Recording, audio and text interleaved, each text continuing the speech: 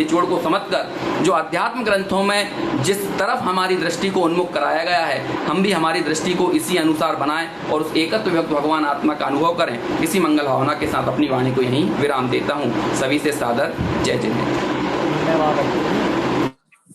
हाँ जी, राकेश जी भाई साहब। अरे ये स्वानुभव जी हाथ ऊंचा कर रहे थे, उनसे पूछो। स्वानुभव जी कुछ कहना चाहते हैं।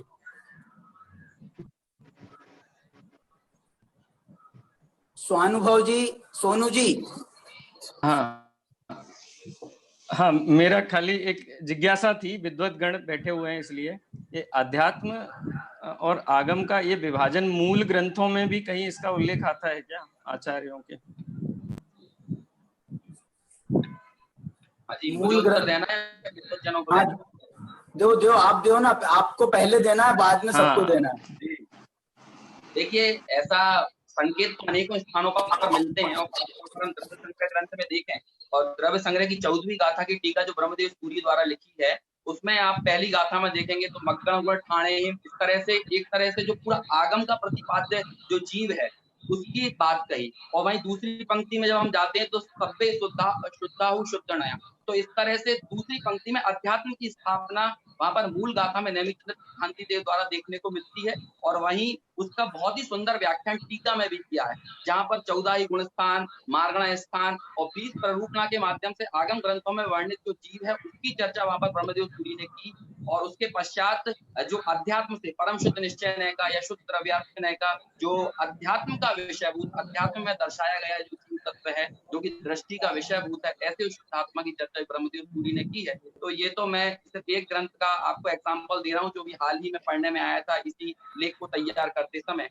और मैंने अपने लेख में इस तरह के बहुत सारे विवरण भी दिए हैं कि आगम ज्ञान से किस तरह से अध्यात्म को निकाला जाता है। मैंने समय सार में जो मोक्ष मार्ग प्रज्ञापन अंतराधिकार है चूली का अधिकार के अंतर्गत, उसकी भी चर्चा अपने लेख में की है, लेकिन 10 मिनट में पूरी चर्चा को समेट पाना संभव नहीं था।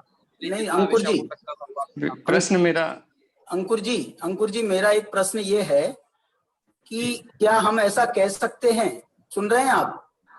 जी हाँ, मैं ये पूछ रहा हूँ, क्या हम ऐसा कह सकते हैं कि आगम अध्यात्म का समर्थन करता है और अध्यात्म आगम का समर्थन करता है, ऐसा हम कह सकते हैं? ऐसा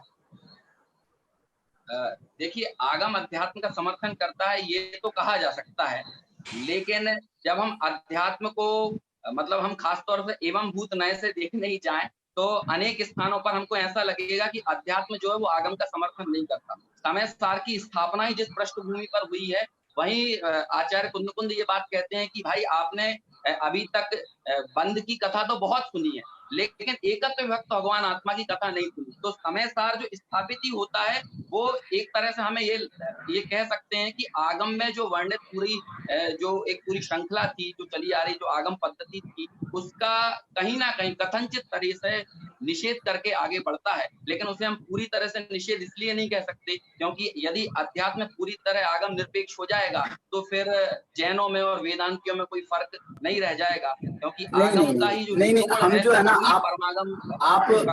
आप जो है ना हमको वेदांत का डर दिखा रहे हो। अब हमको डर मत दिखाओ। हम ये कह रहे हैं समय सार में, आप मुझे ये बता दो, समय सार में कहीं एक जगह भी, समय सार निश्चय नय प्रधान ग्रंथ है, समय सार तो कह रहा है एवं व्यवहार नवो पढ़ी सिद्धो जान निश्चय नयेन, निश्चय नय तो उसका निषेध ही करेगा। आगम का काम है अध्यात्म को पुष्ट करना, उसका प्रतिपादन करना। आगम व्यवहार नय प्रधान है और व्यवहार नय निश्चय को का प्रतिपादन करता है और निश्चय नय वो निषेध करता है, इसलिए वो निषेध करेगा। हम इससे घबराएं नहीं कि जो है ना इससे तो वेदांत हो जाएगा, इससे वेदांत हो जाएगा। वो तो उसका काम ही है निषेध करने का, और उसके बिना हम अध्यात्म दृष्टि वाले बन नहीं सकते हैं। आत्मोन्मुखी दृष्टि, आत्मानुभव प्रधान दृष्टि, नहीं तो हम उसी कर्म के ही भेद प्रभेदों में, गुण स्थान के भेद प्रभेदों में वहीं हम उलझ के रह जाते हैं। हम जो है अध्यात्म प्रधान बन ही नहीं पाते हैं। इसलिए हम ये निषेध करना भी उतना ही आवश्यक है जितना आगम को अध्यात्म का प्रतिपादन करना। उसमें ये कह सकते हैं कि आगम यदि नजारा है तो अध्यात्म नजरिया है, और जब किसी को किसी नजरिए तक पहुंचना होता है तो उसके सामने नजारे तो बहुत होते हैं, लेकिन उन इतने सारे नजारों में से द्वादशांग रूप में पूरा इतनी विषय वस्तु विस्तृत तौर पर वर्णित है, उसमें से व्यक्ति का नजरिया क्या है। यदि वो सब चीजों को जानकर भी निज को निजपने से स्वीकार ना करे तो फिर उसके संपूर्ण आगम ज्ञान का कोई मतलब नहीं है। तो नजरिया अध्यात्मानुसार होना चाहिए। नजारे तो सभी तरह के मिलेंगे, इसीलिए दोनों का अपना अपना योगदान है। नजरिया भी बिना नजारों के नहीं बन सकता, इसलिए मैं ये मानता हूँ कि आगम को नजारा कहता हूँ और अध्यात्म को नजरिया कहता हूँ। बहुत अच्छा लिया आपने, बहुत अच्छा विषय लिया है। और कोई कुछ कहना चाहता हो तो हाथ ऊंचा कर सकते हैं, और नहीं तो हम आगे बढ़ेंगे।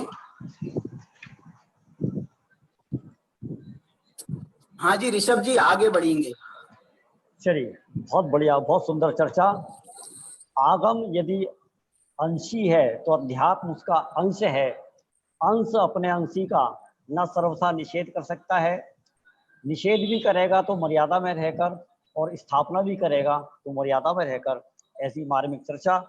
उसके बाद अगले वक्ता के रूप में हम आमंत्रित कर रहे हैं देवलाली से, जिनका पवित्र जीवन एक खरे सोने जैसा है, जिनका तत्व ज्ञान एक खरा सोना है, और जिनका नाम एक डबल सोना है।